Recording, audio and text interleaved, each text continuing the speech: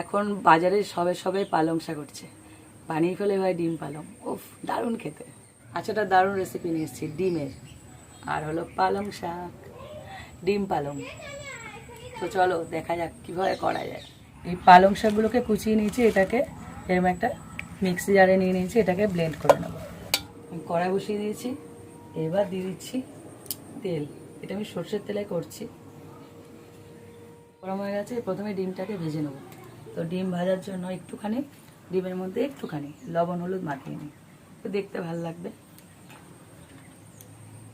আর ডিমগুলোকে না একটু একটু এরকম চিড়ে দেবে, তাহলে কী বলতো মশলাগুলো ভেতরে ঢুকবে। তো প্রত্যেকটা লবণ হলুদ মাখানো হয়ে গেছে, এবার ভেজে নিই।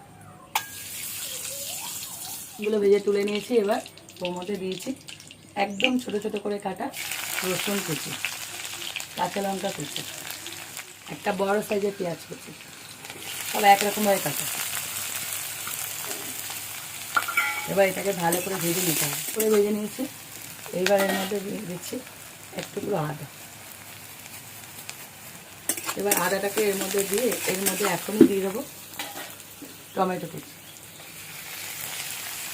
টমেটোটাও ভালো করে ভাজা যাবে, সব ভাজা যাবে। এবার মশলাগুলো দিয়ে দেবো। দিচ্ছি লবণ, হলুদ গুঁড়ো, জিরের গুঁড়ো, ধনের গুঁড়ো, আর দিয়ে দিচ্ছি পেস্ট করা পালং শাক। এবার সব একসাথে কষিয়ে নেব। 3 থেকে 4 মিনিট কষানোর পরে এখানে দিয়ে দিচ্ছি, যেহেতু কাঁচা লঙ্কা দেওয়া আছে, একটু কাশ্মীরি লঙ্কা দেবো। এটা ঝাল হবে না, জাস্ট একটুখানি কালার আসবে। গরম মশলা, কসুরি মেথি, সমস্ত মশলা কষানো হয়ে গেছে। এবার দিয়ে দিচ্ছি জল, একদম মাখা মাখা হবে।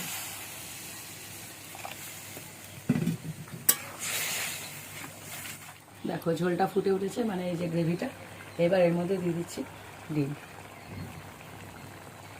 দেখো তৈরি হয়ে গেল ডিম পালং।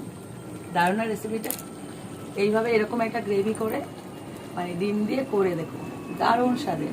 এটা রুটি, পরোটা, ভাতের সাথেও ভালো লাগে।